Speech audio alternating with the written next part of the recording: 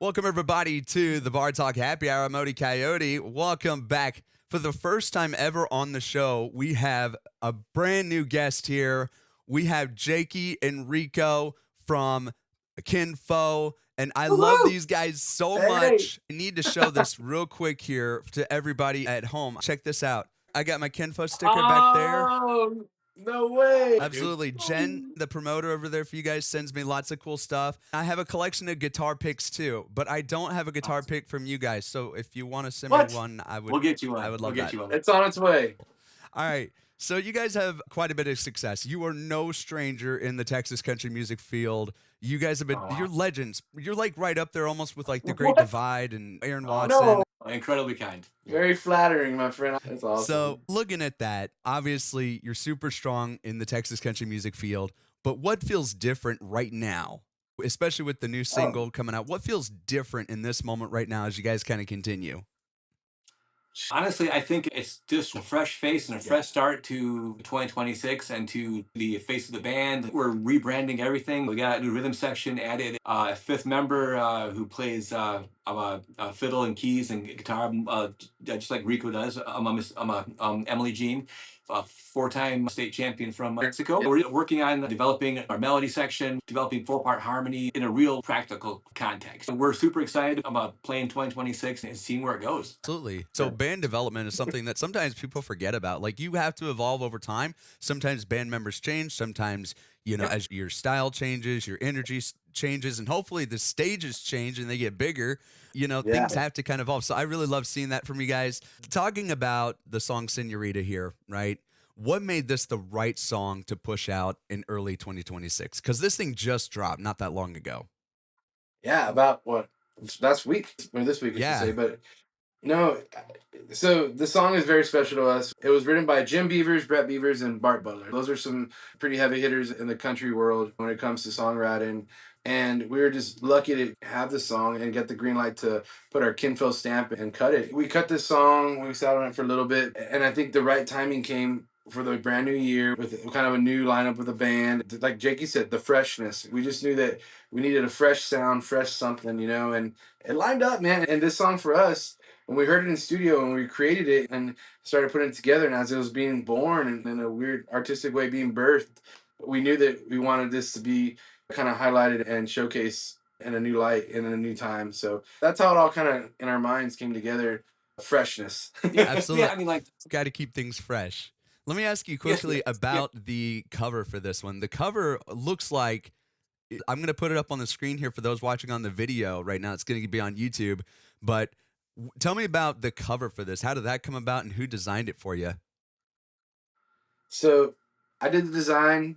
It basically came from the song. If you listen to the song, it's a what's the word? Like you used And there's a mystique, Yeah. I think on a superficial level, it kind of details, the meeting of a man and a woman. But I think there is a mystique and something maybe even a bit mystical, if you will, about it. I mean, is she a woman? Is she a vision? Is she an apparition? Maybe all of it. Who knows? Yeah. But so we just kind of wanted to reflect that in the cover art. Very cool. And you guys have this kind of ability to mix this kind of style of music together. I find it hard. It's not red dirt necessarily in that traditional sense, but it's not like modern country. It's kind of somewhere in between. How do you guys describe this song and how it fits into your catalog? If you were to take the Mavericks Mm-hmm. and Ricky Martin, and somewhere right in between there, Maybe. There you go. it was one of those things. There were a lot of influences. Like in the studio, we record as a group and we supplement with players. We really try to create the environment for an expressive artistic statement. So we had an idea of how we wanted it to sound, but we got into the studio and it started to develop. And honestly, it was like a flower just blooming. And when we finished the song and we were leaving the studio, we were like, this is something special. I mean, we didn't know exactly what it was about it, but I mean, it was something intangible about it, a mystique, if you will. Mm-hmm. So we were hoping that would translate into radio and hopefully people would respond to that. And I think that's probably why we held on to it A little for so longer. long. Yeah. Because honestly, I mean, there's just something about it. Even when we were done recording, it was like, there's something. It's different than what we put out in the Yeah, past for yeah. sure. So we knew that when it was all like Jake was saying, when it was blossoming, I gotcha. that it was gonna be something special. So I had me a good laugh. Now I do my own good research like any good person in radio who interviews people does. I don't trust AI and what it tells me, but I do use it to help and aid in kind of giving me a good start, especially when I want to find more about like a certain band or certain people and it may not be immediately obvious just with the Google search. I had a good laugh because I was using Perplexity, which is just an AI tool, and I asked it about who is Kin Faux? What can you tell me about it? I was just kind of really generic, kind of playing around with it because you're not like, you're not trying to be the mainstream guys. And sometimes Texas country music, it's a little harder to get more surface tension. And I loved it because Oh, I asked it specifically, I said, tell me about Jakey. And it said, Jakey is the hype man. He's the one bringing the energy, the lead guy. it's true. No. So is that an No. accurate statement? No, I'm not a hype guy. On stage during the show, yes, you are. No. Rico is definitely the face of it. You know, he is Mhm. he's out there peacocking. You know, and I peacock, but he actually has the energy. If you have to have like he's like the backbone of that man. Because if you come see a live show, Jakey's everywhere on stage. So that's accurate. well, I do try to channel my inner ping pong. So, okay, here's the other thing. That's funny though that it said that. Rico, you're a fiddle guy. Where do you Oh. rank your like? How does that kind of play into the shows in that? Are you kind of like the Charlie Daniels? Do you really show it off? Yeah, he definitely does. I try to harness the energy to do something like that. I mean, for all the listeners here, I Yeah. mean, little behind the curtain, I think making it look harder than what it is the trick, is the key, you know? Because, I mean, if you think about it, and rest in peace, Charlie Daniels, no disrespect. Mhm. I love Charlie, big influence on me. But Really? grit your teeth, close your eyes, make it look like it's real hard. And it looks like a showpiece, I guess. I don't even know. How do you say it? It's incredible. I'm not a musician in that regard. I can play drums a little bit. I'm a passable drummer. Let's just call it that.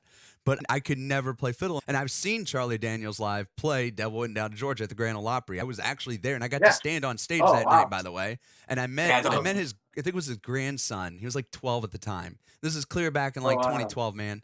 And so, but yeah, I got to meet him, Wow. and that was one of the coolest experiences of my life. When I saw him playing, I thought he was going to break it. And I'm sure he did. He probably goes through a couple of those a night because you just see He him does. playing on it. I wasn't going to ask that, but since you said it, now I got to ask. How is that the easiest song to play on fiddle? Because it looks dead hard. And that's probably the point. Yes, sir. I mean, Rico is an incredibly gifted showman. He's very engaging with the crowd. He has animal magnetism. But yeah, it's about the performance, you know, and it's not fake. I'm not admitting he's not saying that. No. He really gets into what he sells it, you know, and it's passionate, it's real, and it's a love for it for sure. There's definitely a passion there. I mean, I think all around.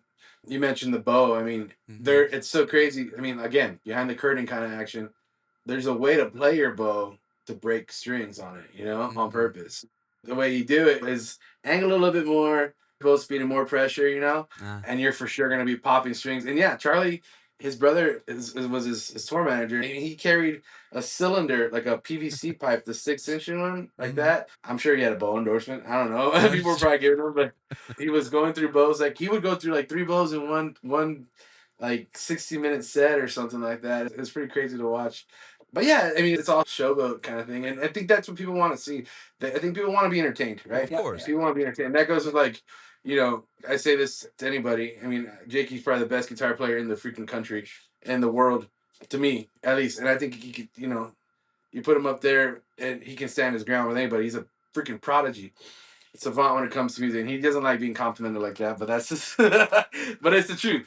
And the reason I say that is because I think on stage you can feel the passion and the energy from everybody, not just us two either. I mean, now on the other side of the stage, you have another fiddle champion, reigning fiddle champion that's can fiddle circles around me, and now you can amplify that energy.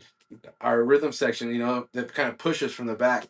Everybody has a job on that stage, and I think you gave the song example, Devil Went Down to Georgia. I mean, from the snare drum that's pushing us, from the low basses that you feel the rumble underneath, from the fiddle that it looks like it's going crazy, and then the electric guitar that's like keeping the rhythm and creating that intensity. Everything has a place, bro, and that creates the show. Absolutely. Right. It's all the package, and every little part has its own little place to be in that. And it creates this thing, and that's how you get better. And you mentioned it earlier. Obviously, you're developing and you're growing. And that's kind of what you said earlier. You said feels different is just the development of the band. And I think that's what's going to make you guys even more successful than you already are. Oh, Now, obviously, we're pushing Señorita here, and we want fans to go out and stream it, buy it, get it on there. Tell your favorite radio stations to play it, because all the stations here for the Bar Talk Happy Hour, they need to be playing this track. So make sure you guys go tell the fans, or go tell the radio station owners, go tell them to play it. What should fans expect from you guys next coming into 2026? The tours or the shows getting bigger, more music? What's on the pipeline? All the above, sir. what you got? Honestly, that's, as I mentioned, he mentioned, we refaced everything. We're trying to elevate our stage show, our performance. Always keep growing. You know, for people that haven't seen us yet, and people who have seen us, there's something special in the works with the new addition to the melody section. Emily, we're kind of going back through our catalog for the songs that we play on a regular basis, and now we're able to develop parts that we couldn't before, because prior to her joining the band, it was just Rico and I in the melody section. He's playing guitar, singing, entertaining the crowd, which is very impressive. But now we can actually create some dimension and texture with stuff that we've done, and it's going to be packaged completely differently. So excited to bring this to a venue. So There's so much potential right now, and I think we don't even really know. We're just tapping into it. We don't really know how how it's gonna look, and we have an idea how we want it to look, but I guess that's not the right way to say it. But Yeah. there's just so much potential. We're so excited to see how it develops in the next few months, and for all the listeners that have heard us before and come to the show, it's a whole new, it's a refresh, kind of like new show where you can come out and it's gonna feel different. It's gonna feel great. Kin Faux 2.0. Kin Faux 2.0, love it. I'm in Iowa. You guys either need to come up here or I need to get my butt down there. And that's our whole goal with this show and the stations. We want to bring more Texas country music out to people who've never heard it before, who only know about Nashville pop and need to know about this, because this is amazing music. You guys are doing a fantastic job. So I appreciate it. Rico and Jakey, thank you so much for your time. Make sure you guys go out and check out their brand new single called Hey Señorita. It's coming up right now here on the show. And watch out for Kin Faux on the road, and you can check them out at kinfaux.com. We've still got your Valentine's Day special, including Dr. Odie Love coming with a special treat. So stick around right here on the Bar Talk Happy Hour.